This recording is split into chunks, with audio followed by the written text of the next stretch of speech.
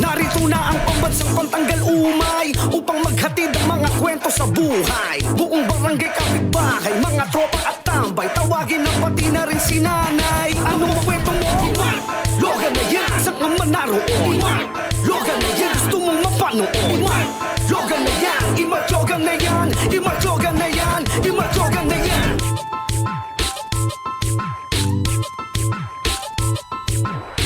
Hello, Galogs! Mga kapatid kong Kalogs! Pasabog! Yan ang mga hatid kong storya, kaya tutok na at sabay-sabay tayong maaliw at humanga. Ako ang inyong pambansang pantagal umay, kaka Mark Logan, at ito ang top 5 mga kwentong Mark Logan. Kung age is just a number naman, talaga ang usapan. Talagang kaya niya yan patunayan. Pagdating sa paggiling ng katawan, hinding-hindi ka niya uurungan. Hep. Hindi pa dyan natatapos dahil pati sa kakulitan, kayang-kaya niya makipagsabayan. Basta taga-Caloocan, magaling na kabiruan. O nak, hindi kita pinalaki para maghabol sa maling tao. O akala nyo si Marimar ano? Nagkakamali kayo. Meet Nanay Nancy, ang bomba queen ng Quezon City.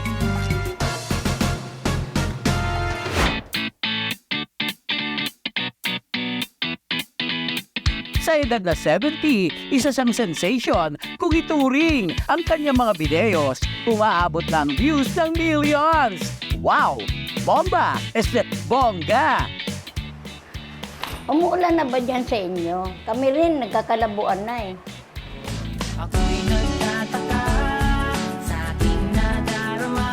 Game na game si Nanay. Ang mga kwela'y walang humpay. Kaya naman sa kanilang barangay, kilala siya ng lahat, pati ng mga tambay. Bukod sa pagiging content creator, isa siyang great grandmother. Dahil sa kanyang pamilya, isa siyang provider. Isa sa kanyang business, ang kanyang car wash na mga motor ay laging malinis. Bawat sulok at gilid, laging makinis. Kung bumabiyahe ako ng tricycle, dito sa Bagong Silang, kahit saan may nagpapahatid, nagmamasahero ako. Yun, tapos sa ngayon, di na ako nagbabiyahe, nagdagay ako ng karwasan ko, tapos nagdagay ako ng kunting tinda-tinda kong gasolina para may kaabalahan na ako. More than 20 years nang magsimula ito, kaya naman kanyang mga suki laging bumabalik upang kanilang mga motor ay maligo. Bukod sa car wash, mayroon din siyang maliit na tindahan ng gas. Basta driver, sweet lover. Yan ang motto ni grandmother sapagkat isa siyang tricycle driver. O, taray! Bago magpandemya, dati raw siyang nagtotoda. Sa bawat kanto at kalye, siya'y bihasa para suportahan ang kanyang pamilya. Bawat daan niya raw sa kalsada, laging may sumisigaw ng Nay! Bomba! Mapatambay o tindera, pag nakita si Nanay, tsak, napapahanga. Tagal-tagal na rin po namin kilala yan. Pagka dumarating po yan dito, bumobomba, dinig na po agad namin yung mga yung bomba niya. Nakakahanga, kanda kasi sa edad po na yan, nakapagmotor pa siya. Dapat sa bahay na lang po siya na, di ba? Kumbaga, dapat papahinga na lang, di ba? Nag-aalaga na lang ng mga apo. Pero nagmumotor pa rin siya dahil siyempre, kailangan niya na magnegosyo, di ba? Truly, she is a queen dahil sa sipag at dedikasyon ni Nanay Nancy. Sa likod ng camera, hindi lang siya puro pagpapatawa, isa rin siyang masipag, mapagmahal at maharugang grandma. Kaya naman Nanay Nancy, sa inyo'y saludo kami. Sa tahanan man o trabaho, ikaw ay huwaran na totoo. Dogalogs, travel body bang hanap, Baguio, Bicol o Mangpulag? Huwag kang manghahamon dahil kayang-kaya niyang pumalag. Sa mundong puno ng kulay at saysay, sama na't maglakbay. Di ka ba't sisisi? Siguradong tatawa ka at mawiwili. Kulang ka ba sa budget? Pero gusto ng biyahe na you will never forget? Aba, worry no more. Dahil sa kanilang trip, hindi ka mapapa sana all. Kapag gusto, may paraan. Yan ang motto ng kanilang pagkakaibigan. Kaya sama na kay Etchan dahil siguradong hindi ka maiinjan. Meet Etchan na para sa kanya, ang adventure truly walang limit. Dahil kahit kayo'y gipit, magagawa ng paraan kahit buong barangay pa ang bitbit. Oh, bongga! Viral ang kanyang contents na puro gala. Ultimo, kahit wala kang passport o visa, he can make a way para lang makapag-bonding ang barkada. O ha? Saan ka pa? Sama na! It started a week ago lang kasi syempre, doon mo lang naman mafe-feel yung mamimiss mo yung mga kaibigan mo after like 2 months nang di pagkikita. Kasi 2 months ago pa kami nag-meet. Tapos parang naisip ko, mag-Discord nga tayo. Tapos sabi ko, ayaw nyo ayaw nyo magpakita sa akin So nag-share screen ako ng Google Map. Pero at that time, hindi pa pwedeng ma-record, so nagpatulong ako sa friend ko. After that, inedit-edit ko ng onte, then shinare ko sa aking account sa TikTok. Ayun, biglang nag-boom, madaming nag-comment na ituloy-tuloy. And tinuloy ko siya. Ang next is pumunta akong Japan, tapos pumunta ako ng... nag-solo hiking ako, nag-soul searching ako dun sa isang video. Pag ako naging kwento talaga sa trip ko na to, Diyos ko Lord. Ba't may motor dito? Paano nakadaan yung motor dito? Naglalakad-lakad pa ako, may motor naman pala. And hihintayin natin yung ating mga kagrupo. Pupunta tayo sa kanilang camp. Dahil iniwan nila ako.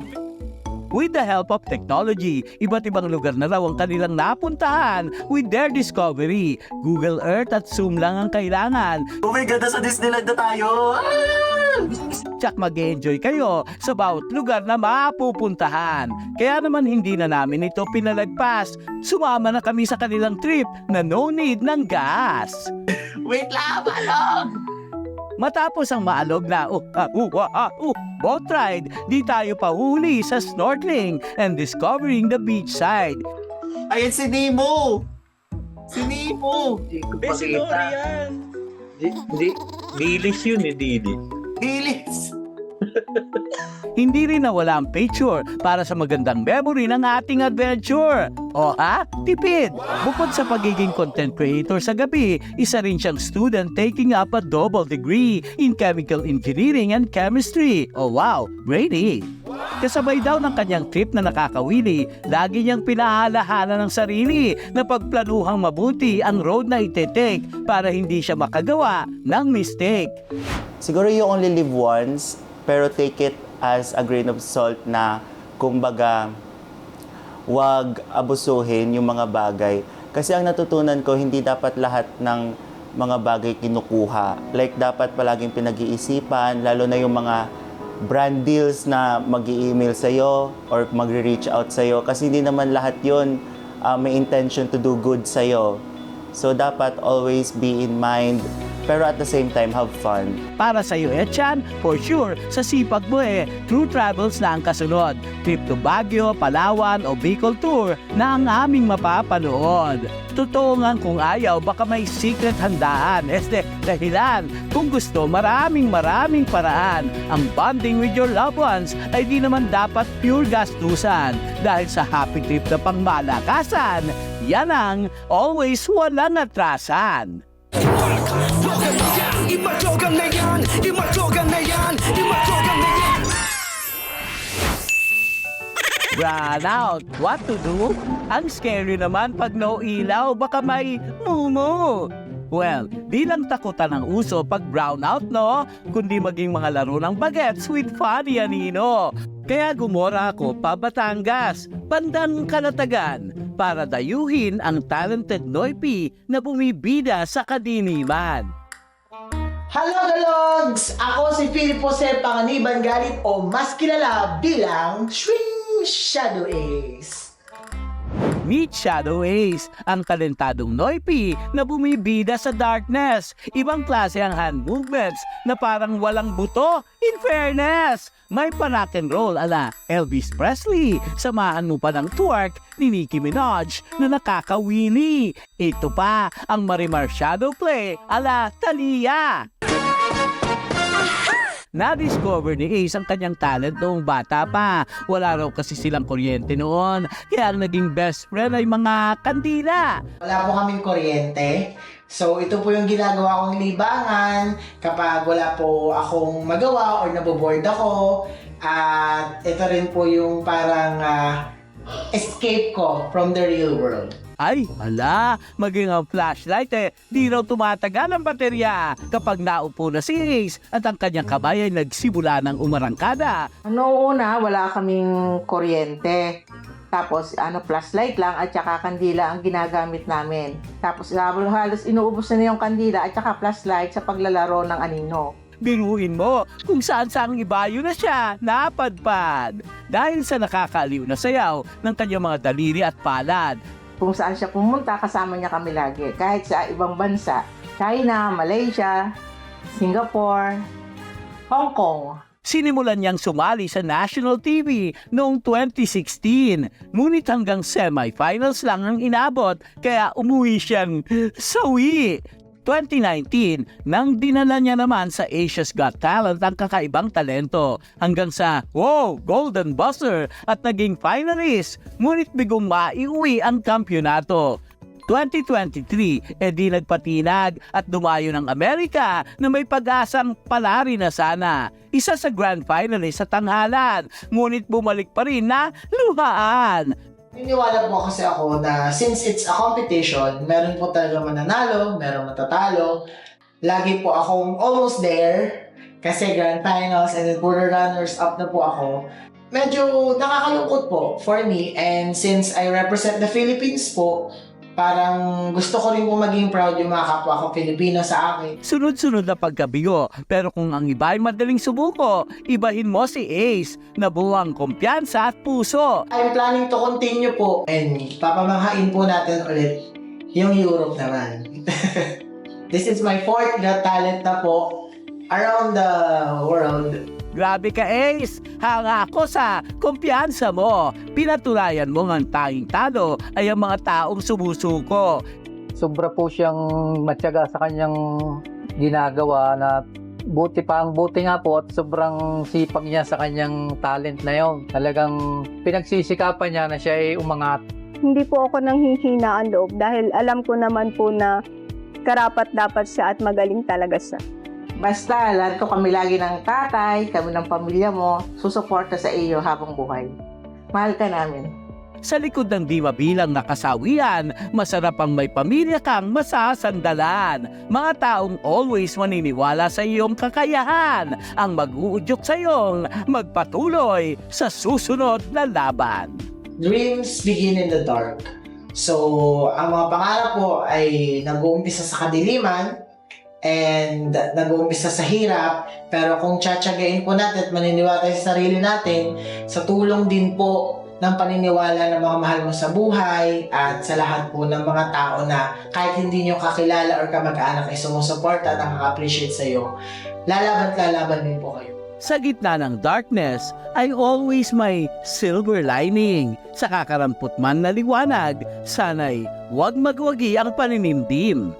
At kahit gaano mang katagal na manaigan dilim, sana'y huwag maupos ang naglalagablab na pangarap na kinabukasan, pagsikat ng araw, magniningning ang pusong puno ng pagsusunikap.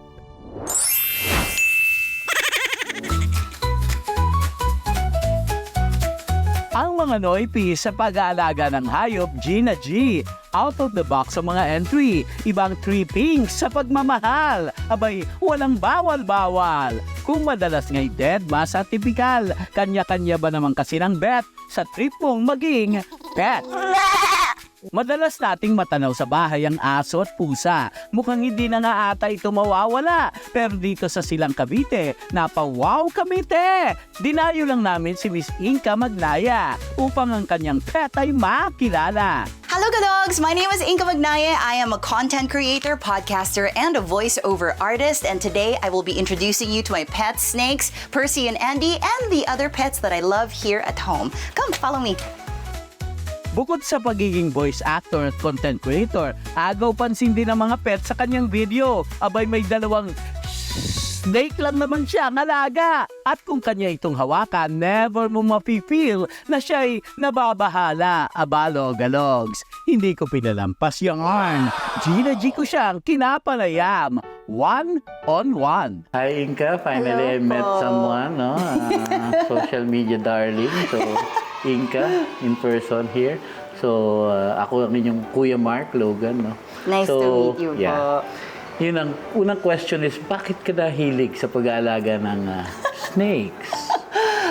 Bakit? But ever since I was younger, sobrang love ko na po talaga yung snakes. Parang, I think kasi nung nag-family trip kami to like Manila Zoo, di ba? Yung pa-picture with a snake na malaki.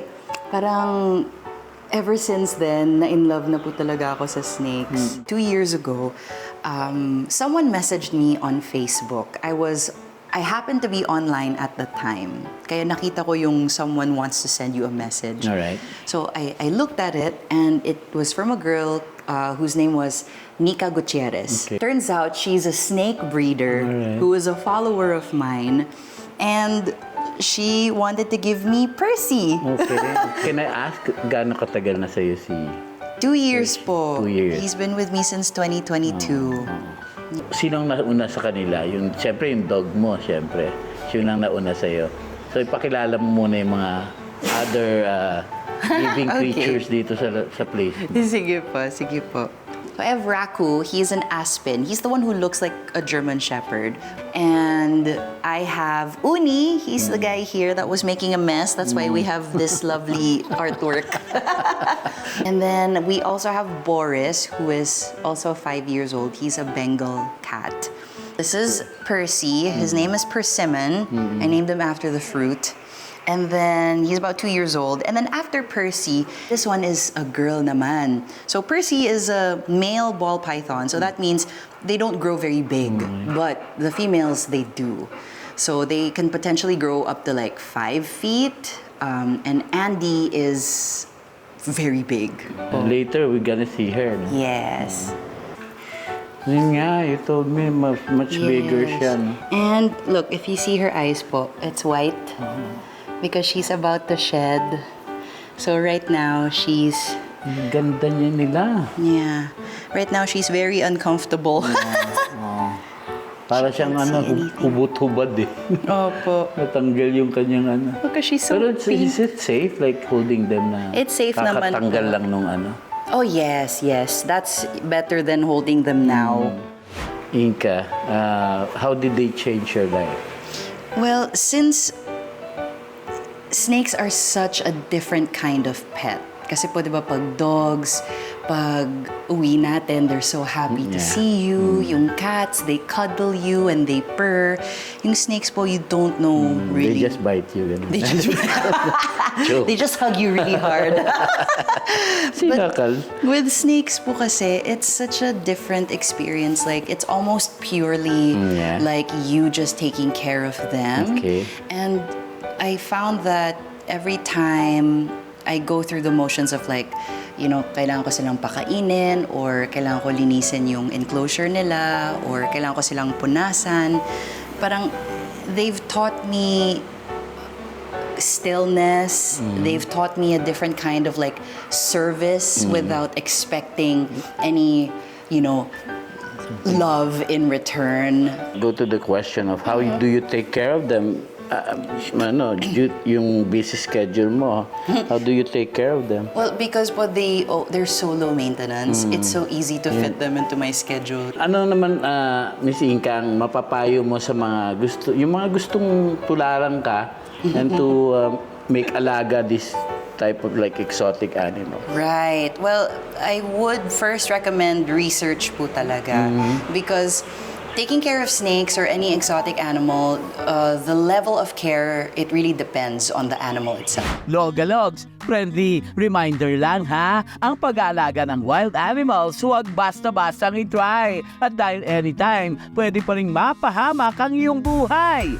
Saludo kami sa iyo, Inka. Pinaramdam mong pwede pa rin sila maging parte ng pamilya kahit hindi ito ang usual pet na ating nakikita. Ikaw ang patunay na walang scary at matapang na alaga sa among true ang care at pagmamahal na pinapakita. Hindi lang lodi sa boses mong pet ng buong nation, kundi legit kang pet malu na mananatiling inspiration. Iba jogang na yan,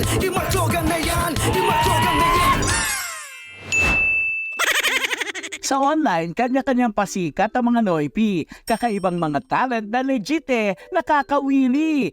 Katulad na lang ng malagagamboy na ito na kung saan-saan lumalambitin. Pati sa plaza, di nagpatinag at bukangkang with push-ups. Oh, iba din.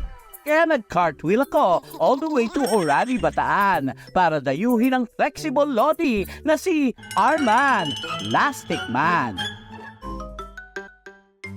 Hello, Galogs. Ako, Flexible Arman Roque, ang malalastic man ng Bataan. Kakaibang trip kung saan-saan naging split. Feeling plug pa nga sometimes kung saan-saan sumasabit. I love it! Kakaibang talent. Tamang sabit lang ng binti sa batok. Aro Diyos ko, ang syakit! Nagsimula sa simpleng split si Arman noong bata hanggang sa may nag-udyok sa calisthenics to be an athlete. Ang syala? So, nag-start to ng pandemic. Simpleng push-up na normal.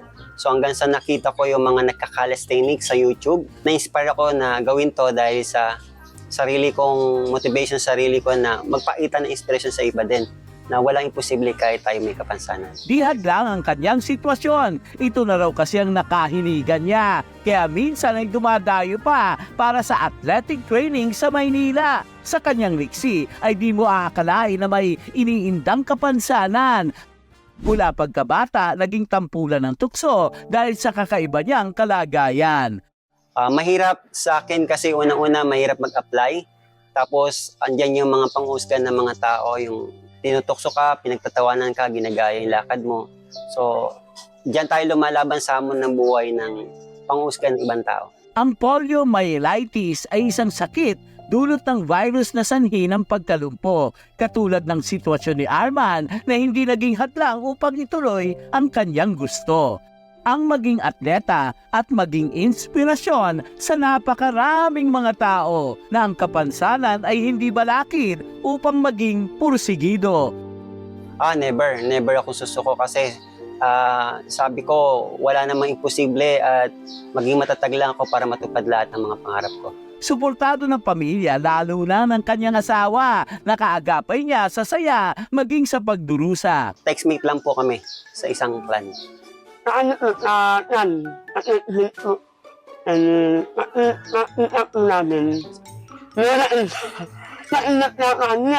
Wow, ang sweet!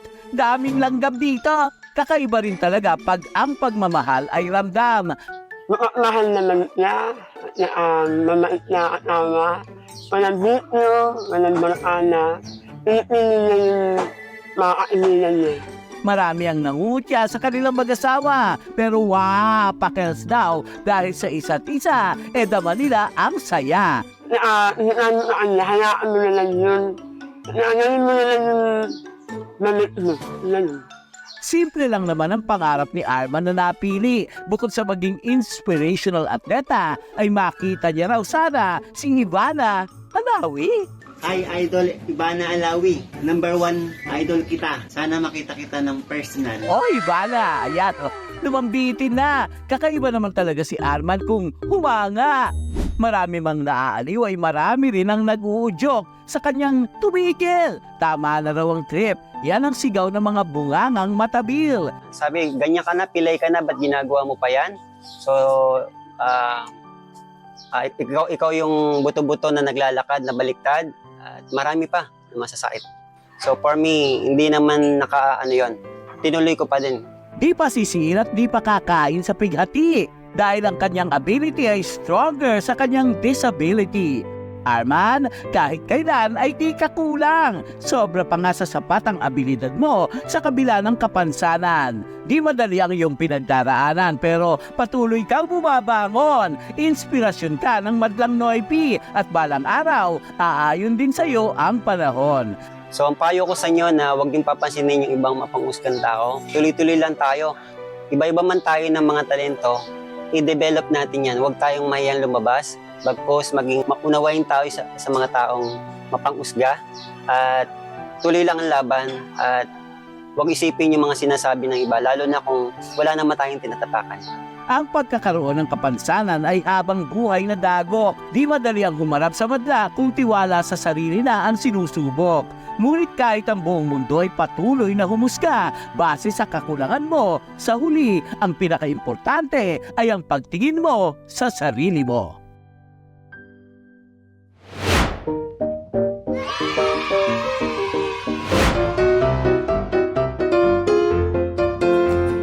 Ngayong buwan ng Hunyo, kabi-kabila na naman ang handaan dito. Abay, swak lang naman to sa buwan ng pagpapasakal, pagpapakasal at graduation na hinintay ng super tagal. Kaya't ano pa nga ba sa ganyang okasyon, deserve mo logalogs ng masarap na lamon. Hindi mo na kailangan gumasta ng sobra para makakain lang sa bongga dahil inibot mo lang ang iyong mga mata. Diyos ko be, ikaw nang magsasawa. No pakel sa inflation. Carry pa rin matuloy ang celebration. Dito sa Parisan sa Paco, na located sa Paco, Manila, carry mo nang mag-buffet sa halagang 159 pesos lang. May 6 na putahe ka ng pagpipilian. Mapa-breakfast o dinner, same price mo lang na madadatnan. At kung fan ka naman ng pares, available din dito yan. Kung minsan na may paletsyon din sila, nakasama mo ng malalantakan.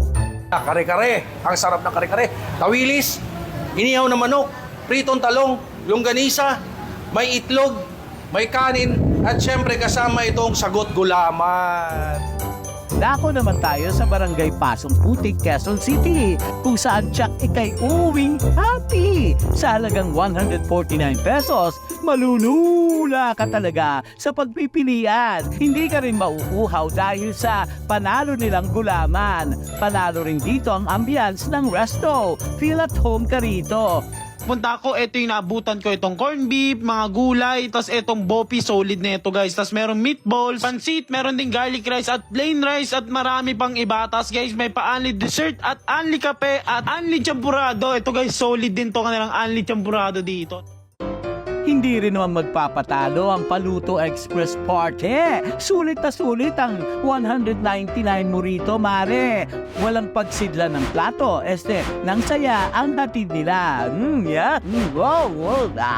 Sarap. Hindi ka mabibitin o mauumay sa nakahain. Ang daming choices, pero lahat daw yan ay best. No doubt kung bakit ito dinarayo. Mapapabalik ka talaga sa busog sarap ng kanilang menu. O, Logalogs, ayain ang buong pamilya. O, Gina G mong barkada. Carry na nating mabusog at maging masaya sa murang halaga. Hindi ka na mag-aalala kahit i-treat mo pa sila. Sulit na sulit talaga ang maabot ng iyong anda. O, bongga. Hanggang sa susunod na kwentuhan, mga Mars and Tol. Panoorin ang mga fresh new episodes tuwing Sabado, 6:15 PM para sa ating Weekend Eyeball. Muli ako ang inyong pambansang pantanggal umay, Mark Logan po. At ito, ang Top 5 kwento mo, Imark? Logan na yan, saan ka man naroon, Imark? Logan na yan, sa katerbang kwentong kwela, hatid yan ng balita. 3 dekada na natin kasama, sa mga kwentong merong weta at malulutong. Pumasa ng